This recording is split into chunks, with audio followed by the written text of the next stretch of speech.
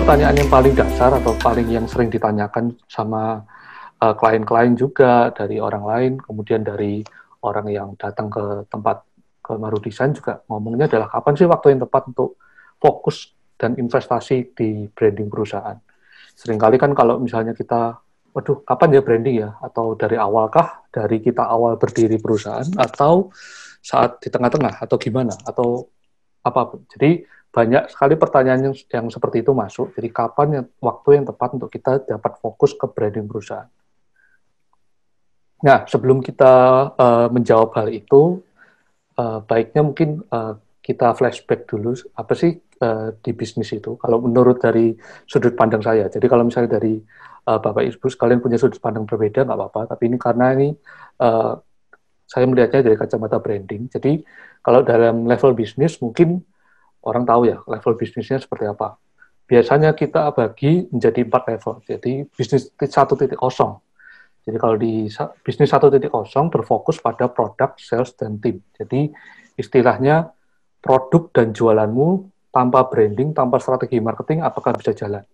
Apakah kalau saya kalau misalnya ngomong ke klien atau calon klien atau ke orang-orang yang datang ke kita itu ngomongnya, produkmu enak enggak? Kalau misalnya makanan ya, secara rasa, secara kualitas gimana? Bersaingkah atau ternyata produknya jelek, nggak enak, atau gimana. Itu menurutku jadi kayak poin yang fatal. Jadi harus dibenahin dulu produk yang jelas dan produk yang bisa dijual seperti apa. Karena kalau nggak gitu, percuma kita melakukan step-step berikutnya.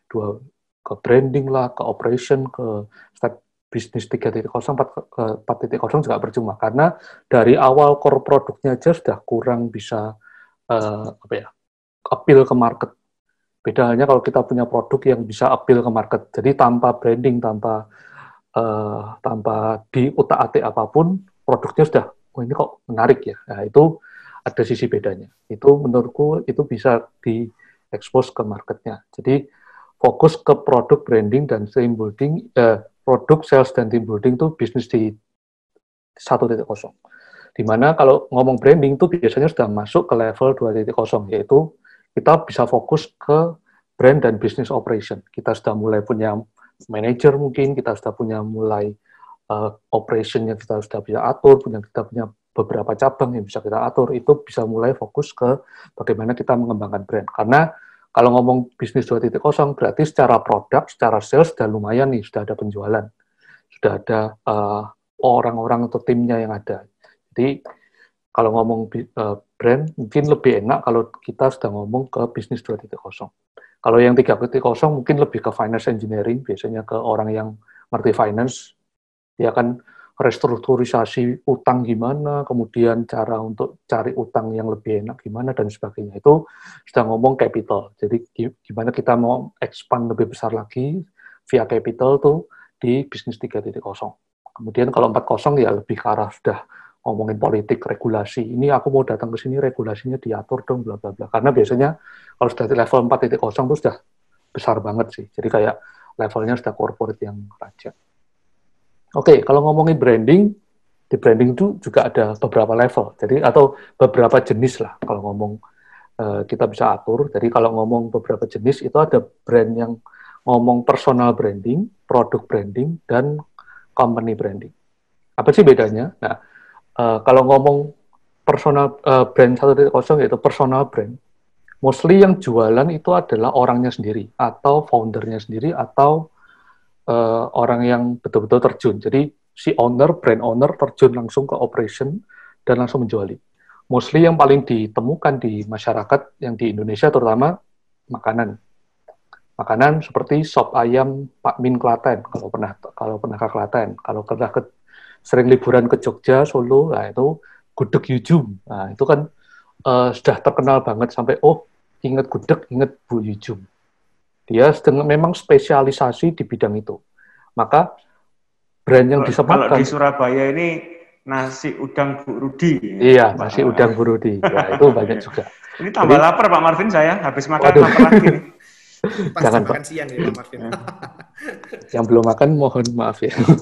jadi jadi kalau kita ngomong personal brand ini bisa disematkan dalam produk. Kalau kita ngomong soto ambengan Pak Sadi ya, mostly kalau di Indonesia pasti kebanyakan memang makanan karena yang bisa di-create oleh di bisnis personal brand misalnya yang paling gampang tuh makanan. Sekarang kan juga gara-gara WFH, gara-gara uh, kerja di rumah atau gara-gara tidak apa istilahnya di lengserin dari perusahaan itu malah jadi aku buat PO makanan aja pakai nama pribadi.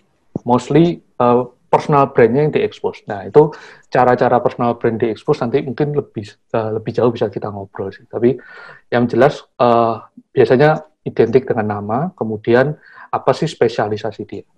Mungkin sekarang ada chef, ada selebriti itu juga dia eksposnya ke personal brand. Kalau yang 2.0 dia ngomong tentang produk. Jadi sudah ngomong produk ini seperti apa, produk ini punya keunggulan apa, kemudian fungsinya seperti apa, dia mau dipersepsikan seperti apa, itu ngomong ke arah produk brand, jadi brand 2.0. Jadi fokusnya betul-betul ke sebuah produk.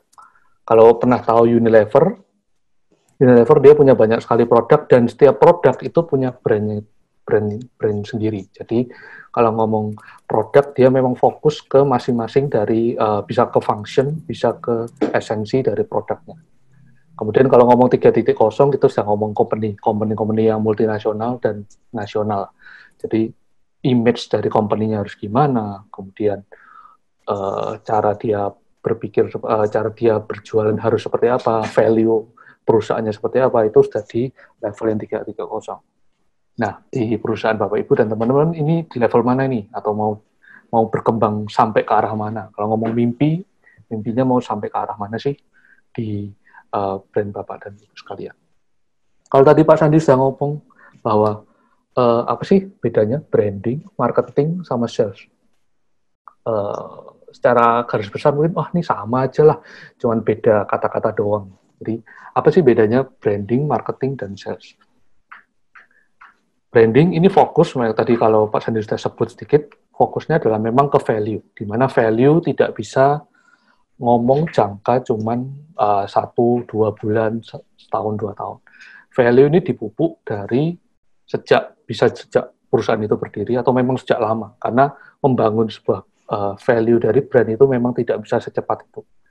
Mungkin kalau berkaca di zaman dulu atau perusahaan-perusahaan lama tidak bisa lama karena memang sarana untuk menyebarkannya mungkin tidak seluas sekarang. Kalau sekarang mungkin dengan adanya digital bisa mengakselerasi dan mempercepat hal itu.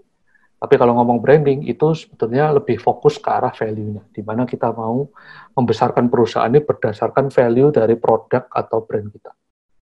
Kemudian kalau ngomong marketing itu biasanya ngomong jangka waktu yang menengah ya, kurang lebih setahun sampai 5 tahun. Jadi fokusnya ke marketing, dia biasanya adalah akan memadukan branding dan sales. Jadi dia akan bersilatnya di situ. Jadi memadukan antara branding dan sales ini.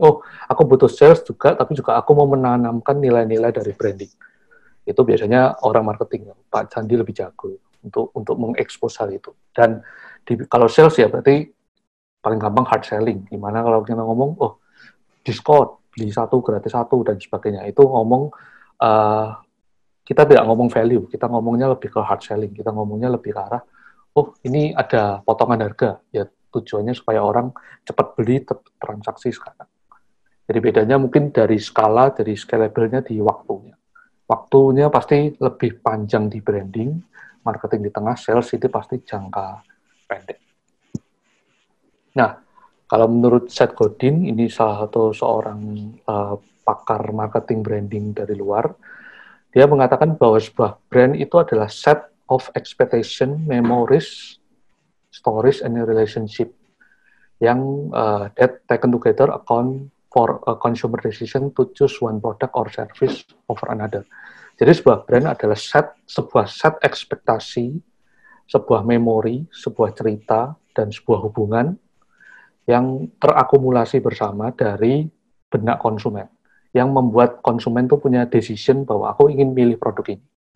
Jadi sebetulnya kalau ngomong brand itu kan sebelum kita lihat produknya, dia sudah harus memikirkan aku mau beli A, aku harus punya ekspektasi seperti ini. Itu lihatnya dari mana? Ya dari bahasa komunikasi yang kita lakukan di setiap media yang kita punya.